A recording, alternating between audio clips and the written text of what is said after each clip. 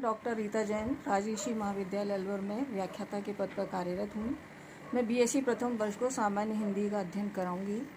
आज हम हरिवंश राय बच्चन की कविता लहरों का निमंत्रण का अध्ययन करेंगे। हरिवंश राय बच्चन जी का परिचय मैं अपने पिछले वीडियो में दे चुकी हूँ। उसे आगे हम लहरों के निमंत्रण जो कविता है, एक बड़ी कविता है। इसका एक पूरा वीडियो नहीं बन पा रहा है, इसलिए मैं छोटे छोटे पार्टों में इसका वीडियो बनाकर डाल रही हूँ। आज हम उससे पिछले वीडियो के बाद अगले जो उसका पैराग्राफ है उसका अध्ययन कर रहे हैं। यहाँ पर कवि ने बाह्य आयोजन के माध्यम से उभरने वाले हर्षातिरेक के भाव को वाणी दी है। उसे ऐसा आभास होता है कि इस समुद्र के पार रत्नों और सीपियों से बना सुंदर महल है, जिसके द्वार पर उषा सुंदरी सूर्य रश्मियों का दीपक लेकर खड़ी है। सिंधु कन्याएं गीत गा रही हैं और नृत्य कर रही हैं। उनके गीतों को सुनने के लिए और नृत्यों को गंधर्व किन्नर अपलक होकर इस आयोजन को देख रहे हैं। ऐसी कल्पना मात्र से कवि के हृदय में भी हर्ष और पुलक का पारावार लहरा रहा है। कवि उस संपूर्ण आयोजन में प्रकृति में उस असीम सत्ता की अनुभूति करता है और संपूर्ण विश्व के साथ वह भी उस सत्ता को अर्घ्य अर्पित करता है। यहाँ क्षीर सागर में निवास करने वाले भगवान विष्णु की ओर संकेत किया गया है, जिनके सानिध्य में स्वयं समुद्र रोमांचित हो रहा है। वे अत्यंत हर्ष से पुलकित है, कभी भी उनके अस्तित्व की अनुभूति कर रहा है। कवि अपने सपनों को साकार करने के लिए तत्पर है और इसके लिए अपने कर्म का विस्तार करना चाहता है। वह स्वर्ग को इस पृथ्वी पर उतार लाने की महान और उदात्त कल्पना को साकार करना चाहता है। वह चाहता है जो अलौकिक सुख स्वर्ग में प्राप्त है, वे सभी सुख धरती के निवासियों को भी सुलभ हों। दीर्घ उर में भी जलद के हैं नहीं खुशियाँ समाती, बोल सकता कुछ न उठती फूल बारंबार छाती। हर्ष रत्नागार अपना कुछ दिखा सकता जगत को, भावनाओं से भरी यदि यह फफक कर फूट जाती। सिंधु जिस पर गर्व करता और जिसकी अर्चना को स्वर्ग झुकता, क्यों न उसके प्रति करे कवि अर्घ अर्पण। तीर पर कैसे रुकूं मैं आज लहरों में निमंत्रण। हिंदी की स्वच्छंद भावनाओं के मधुर गीतकार कवि बच्चन अपनी लहरों का निमंत्रण कविता में निराशा के अंधेरे से आशा के प्रकाश में आते दिखाई देते हैं। इन पंक्तियों में कविता में कवि ने उज्जवल भविष्य जैसे उन्हें बुला रहा है। समुद्र के पार एक सुंदर महल में स्वागत समारोह का आयोजन हो रहा है, जिसे देखने के लिए देवता इंद्र, गंधर्व और किन्नर आदि बिना पलक झपकाए देखने के लिए खड़े हुए हैं। देवकन्याएं आकाश से पुष्प वर्षा कर रही हैं। सर्वत्र प्रसन्नता का पारावार है। समुद्र स्वयं हर्ष से पुलकित है। कवि उस परम शक्ति के प्रति अपनी पूजा अर्चना प्रस्तुत कर रहे हैं। बच्चन जी कह रहे हैं कि मैं समुद्र के किनारे खड़ा खड़ा आशा और उल्लास से परिपूर्ण समारोह को देख रहा हूँ, सुखद भविष्य का स्वप्न देख रहा हूँ। इस आयोजन को देखकर समुद्र के विशाल हृदय में प्रसन्नता समा नहीं पा रही है। वह गदगद कंठ होने के कारण कुछ भी बोल नहीं पा रहा है, किंतु उसकी छाती बार बार फूल उठती है। इस समय यदि यह समुद्र अपने मन की प्रसन्नता को थोड़ा भी इस बाह्य जगत को दिखा पाता, तो ये छाती जिसमें रंगीन भावनाएं भरी हैं, अधिक भरने के कारण फूट सकती थी। स्वयं समुद्र जिस आयोजन पर गर्व कर रहा है तथा स्वर्ग के लोग झुककर जिसकी अर्चना कर रहे हैं, उसके प्रति कभी भी अपना अर्घ निवेदन करना चाहता है। कभी इस सुख से क्यों कर वंचित रहेगा। आज मुझे लहरों से निमंत्रण मिल रहा है, मैं तीर पर कैसे रुका रह सकता हूँ।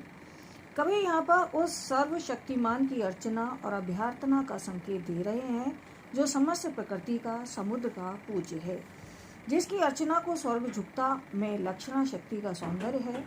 बच्चन की भावनाएं यहाँ छायावाद, रहस्यवाद की सीमाओं का स्पर्श कर रही हैं। आज अपने स्वप्न को मैं सच बनाना चाहता हूँ, दूर की इस कल्पना के पास जाना चाहता हूँ तैर जाना सामने अम्बुद पड़ा जो, कुछ विवाह उस पार की इस पार लाना चाहता हूँ। स्वर्ग के भी स्वप्न भूपर देख उनसे दूर ही था, किंतु पाऊंगा नहीं कर आज अपने पर नियंत्रण। तीर पर कैसे रुकूं मैं आज लहरों में निमंत्रण। इन पंक्तियों में कवि अपनी सुंदर सुखद कल्पना को वास्तविकता में बदलने को उत्सुक है। वह स्वर्ग के सभी सुखों से धरती को संपन्न करना चाहता है। डॉक्टर बच्चन कहते हैं कि यह जो मैंने समुद्र के पार सुंदर महल में स्वागत समारोह के आयोजन का काल्पनिक आनंद लिया है, मैंने निराशा से निकलकर आशा का सुनहरा स्वप्न देखा है। इस स्वप्न को सत्य करना चाहता हूँ, इसे यथार्थ रूप देना चाहता हूँ।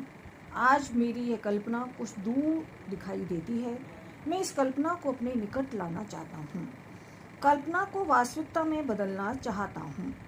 मैं इस विराट सागर को तैरकर पार करना जाना चाहता हूँ, क्योंकि मेरे स्वप्न और कल्पना इस समुद्र के उस पार ही सच्चे होते दिखाई दे रहे हैं। समुद्र के उस पार जो मैंने आशा उल्लास में आनंदोत्सव देखा है, उसका थोड़ा सा प्रकाश इस ओर भी लाना चाहता हूँ। आज तक मैंने पृथ्वी पर रहकर स्वर्ग को प्राप्त करने के स्वप्न देखे थे, किंतु उन सपनों से भी मैं दूर ही बना रहा था। किंतु आज मुझ में अत्यंत उत्साह, साहस और शक्ति है कि मैं उन सपनों को धरती पर ला सकता हूँ। इसी विश्वास के कारण आज मैं अपनी भावनाओं पर नियंत्रण नहीं कर पा रहा हूँ। आज मुझे समुद्र की लहरें समुद्र पार आकर अपने सपनों को सच करने का निमंत्रण दे रही हैं। इसलिए अब मैं तीर पर खड़ा खड़ा प्रतीक्षा नहीं कर सकता। कभी अपने आदर्शों को यथार्थ रूप देने को उतावला और उत्साही है। बच्चन की भाषा सरल और विचारों के अनुरूप है। लौट आया यदि वहां से तो यहाँ न युग लगेगा, न प्रभाती गान सुनकर भाग्य जगती का जगेगा। शुष्क जड़ता शीघ्र बदलेगी सरस चैतन्यता में, यदि न पाया लौट मुझको लाभ जीवन का मिलेगा। पर पहुँच ही यदि न पाया व्यर्थ क्या प्रस्थान होगा, कर सकूंगा विश्व में फिर भी नए पथ का प्रदर्शन, तीर पर कैसे रुकूं मैं आज लहरों में निमंत्रण। लहरों में निमंत्रण नामक गीत में बच्चन अपने नवयुग के संकल्प को अत्यंत विश्वास के साथ व्यक्त करते हैं। वे अपने सपनों को साकार करने के लिए समुद्र के उस पार जाना चाहते हैं। उनके मन में सफलता और असफलता को लेकर संकल्प विकल्प है, किंतु वे सउद्देश्य के लिए आगे बढ़ने में विश्वास करते हैं। इसलिए नए रास्तों का संधान करना ही उचित समझते हैं, चाहे उन रास्तों पर चलकर मंजिल मिले या ना मिले। बच्चन जी कहते हैं कि मैं अपने सपनों को साकार करने के लिए समुद्र के उस पार जाना चाहता हूँ और वहाँ का कुछ प्रकाश यहाँ लाना चाहता हूँ। यदि मैं अपने इस मिशन में सफल हो गया तो यहाँ धरती पर एक नए युग का सूत्रपात हो जाएगा। उस समय प्रभाती राग में नए नए गीत सुनकर इस सृष्टि का भाग्योदय हो जाएगा। जब धरती पर नवयुग आएगा तो यहाँ का ज्ञान में परिवेश, ज्ञान में वातावरण में बदल जाएगा, जिसमें शुष्कता न होकर सरस संवेदनाएं होंगी। दूसरा विकल्प भी कभी अपने अनुकूल ही मानता है। वह कहता है, मान लो दुर्भाग्य से मैं उस पार अपने लक्ष्य तक ना पहुँच पाया या वहाँ पहुँचकर वापस ना लौट पाया, तो भी मुझे जीवन का लाभ ही प्राप्त होगा। इसके विपरीत यदि मैं लक्ष्य तक पहुँच ही ना पाया तो क्या मेरा यहाँ से प्रस्थान करना व्यर्थ होगा? कभी स्वयं इस प्रश्न का उत्तर देता है नहीं, क्योंकि उस दशा में मैं विश्व को नए मार्ग बताने वाला पथ प्रदर्शक कहलाऊंगा। लोग मेरे बताए मार्ग पर आगे बढ़ सकेंगे। मैं तीर पर कैसे रुकूं जबकि लहरें मुझे आगे बढ़कर अपने सपनों को साकार करने का निमंत्रण दे रही हैं। इस अंश में कवि ने गीता के सूत्र में विश्वास व्यक्त किया है कि कर्म करने से ही व्यक्ति ऊपर उठता है, इसलिए व्यक्ति को कर्म करना चाहिए। सफलता और असफलता दोनों ही फलदायक होती हैं। बच्चन जी धरती पर नवयुग लाने के स्वप्न देखते हैं। जो स्वप्न उन्होंने जीवन को आशा आकांक्षा से भरने का देखा है, उसे पूरा करने में प्रवृत्त हो जाना ही वे उचित समझते हैं।